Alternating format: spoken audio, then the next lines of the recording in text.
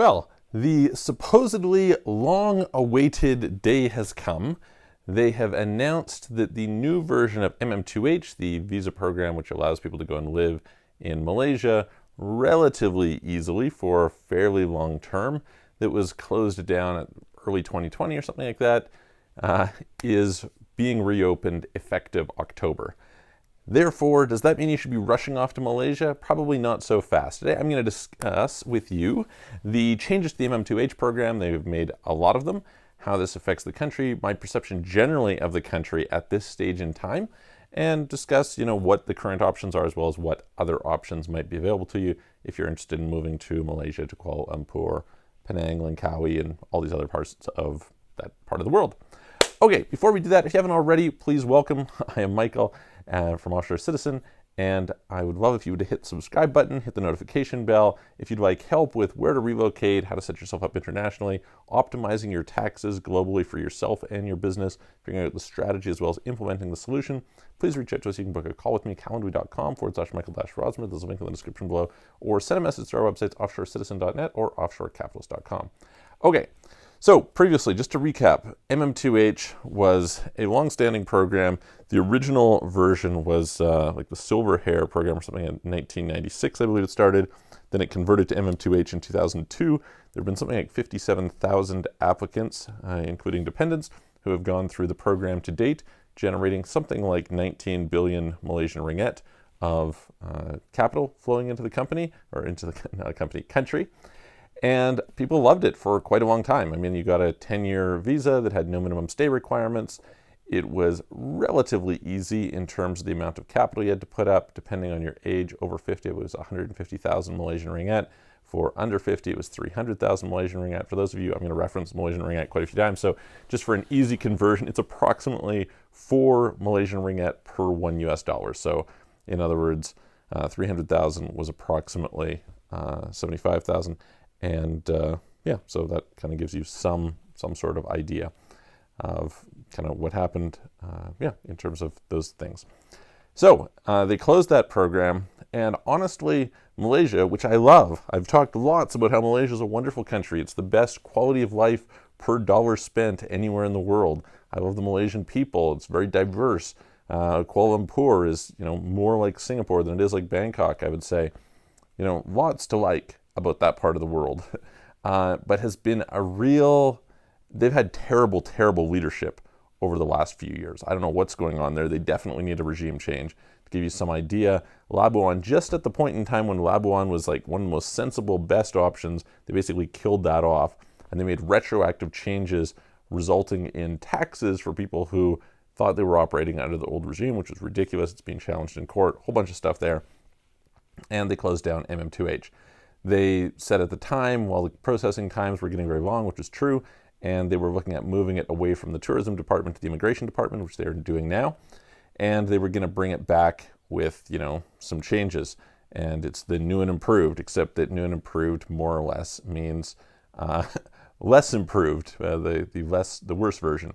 So what have they done? Well, they've decided to target what they say are higher income people.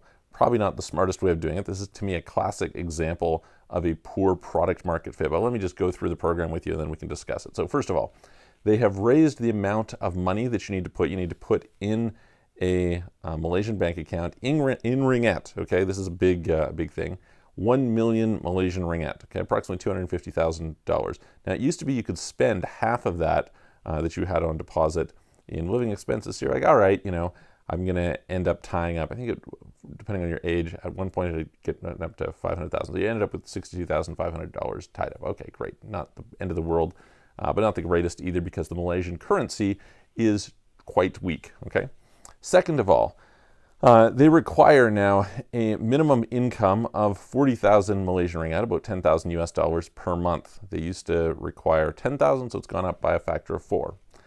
They have gone from basically no minimum stay requirements to 90 days per year minimum stay requirement. They have gone from charging a very small fee token to, it's like $500 or 500 Malaysian ringgit a year. Okay, fair enough. And they've introduced a processing fee of 5,000 Malaysian ringgit. In addition to that, you have to prove liquid assets of 1.5 million Malaysian ringgit. So what is that? 375,000 US dollars approximately, right? So yeah, that's, oh, and they have made it so that the age range, they've got two categories. One is over 50 and one is 35 to 50. So everyone under the age of 35 is excluded. Everyone who is going to be renewing their MM2H now has to renew it under the new conditions. So if you don't meet the new conditions, that's going to be trouble for you. So what does this mean? Well, I can tell you right away that people are not happy about this, right? They view this as a really bad decision.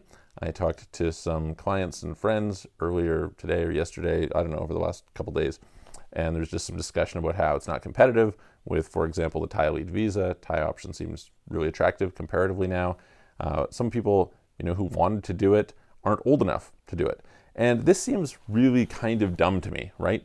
I think it speaks to me of the government. So to give you some idea, they're the oldest prime minister in the world. He's like 94 years old in Malaysia.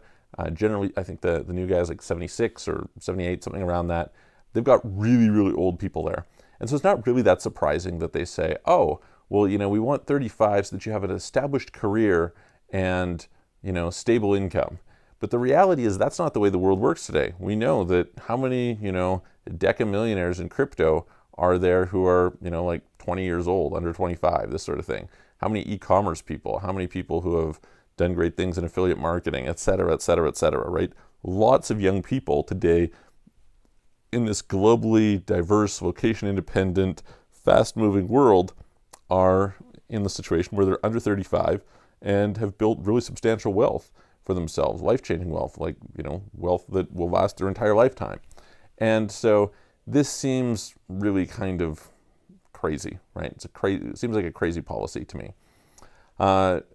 Putting up $1 million Malaysian ringgit, about $250,000, just seems kind of pointless, honestly. This is a country that has a history of, well, they have capital controls. They have a history of kind of more strict capital controls.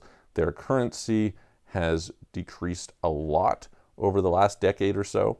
And so basically it's a tax in the sense that, you're going to have your currency devaluing that benefits no one, right? So I would much prefer that they just do something like in the Thai Elite Visa and tell me, hey, it's $20,000 for 5 years. I can write you a check. I would write a check, send a wire, and, be done with it, keep my money. It's certainly, I don't feel particularly comfortable having $1 million Malaysian ringgit sitting there. Don't really see the point in that. I would much rather purchase a property, something like that. And I've noticed that a lot of these programs are not very well thought through in terms of how they benefit the people. Okay, so it seems to me that this was a program that was a really bad product market fit. They didn't really go and survey people. Oh, by the way, it doesn't lead to citizenship. It doesn't lead to permanent residency. All right, so it actually doesn't go anywhere, right? So it's this kind of dead-end program that has fairly strict requirements. For $250,000, you could go and get citizenship in Turkey, right? So what are we talking about here? I don't mind them charging the fees, to be honest with you, like 5,000 Malaysian ringgit as a processing fee, $1,250, who cares, right? Honestly, like, I'm coming to your country, I'm going to use, I'm going to benefit, etc. Perfect, fine, no problems. 500 Malaysian ringgit a year, no problems. I'm less concerned about the 40,000 Malaysian ringgit per month, although I understand there's a lot of retirees who are upset about this because it excludes them. So that makes sense that they would be upset. I think and the 90 days per year, although, hey, it's nice to have a program that has no minimum stay requirement. Honestly, if you're going to give somebody a residency permit, the whole point is that they can come and spend the time in your country. And so I don't think that's too unreasonable. If you ask me, the way that programs should be designed is to benefit the country, right? If you're going to give a program, the whole point should be to bring people in to benefit the country itself, not to benefit those people. Obviously, it should be a win-win. And so I think that programs that have something like minimum spend in the country is very sensible. The only place I've seen that does this is Singapore, but you get it somewhat if you have some sort of a donation or high fees, or then it's clear that you are contributing some money to here. I don't necessarily think that real estate options, as much as they're popular and as much as our clients take advantage of them, are really that good for the country. I think that basically what happens is you create artificially increased demand, which pushes up the cost of housing for locals, So, there's a small group of people who benefit from that, and the broad populace doesn't really benefit from it. So I think having people coming and spending in the local economy, people providing jobs, I think those things are great. And, I would imagine that programs should kind of follow along that line. This is arguably not a very competitive program. There's certainly, for the right people. Is it the end of the world? No. I mean, basically, for most people, what I would say is if you can meet the criteria, and the criteria is not insane, right?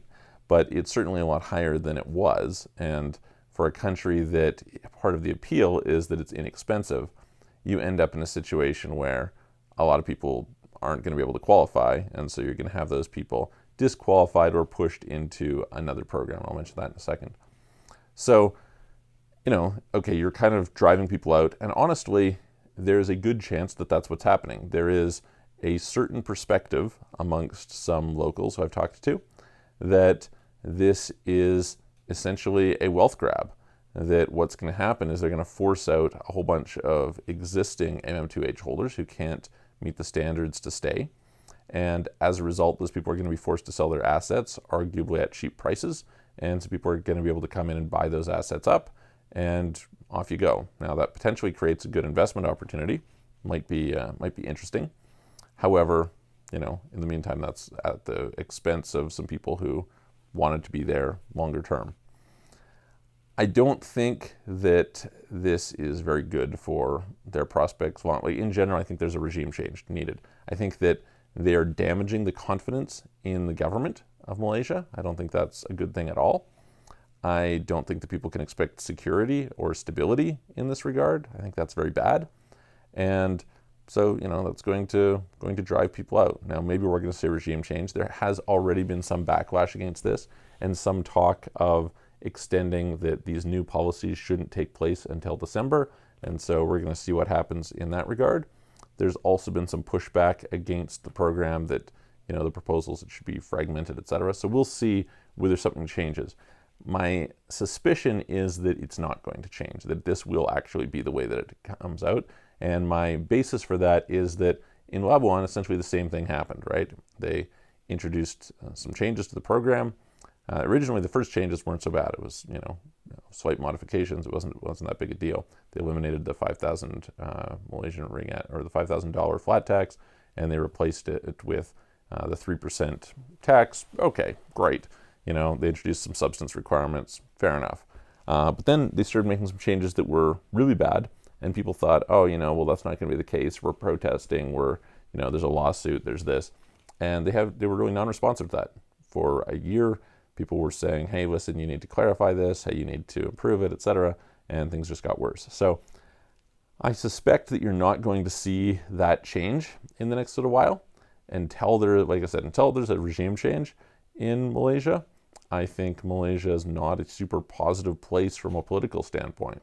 People are still great, country is still great, costs are still great, etc. But yeah, it's got some issues. That might create some opportunities. I'll probably end up buying something there in the next, year or year and a half or something like that. Take advantage of the low prices.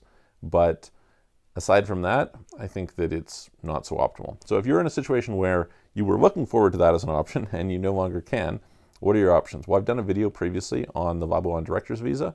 That's an option. There's actually another MM2H. It doesn't apply to a lot of people because of the age requirements. I'll do another video on it. But it's kind of a niche little program that you can look at.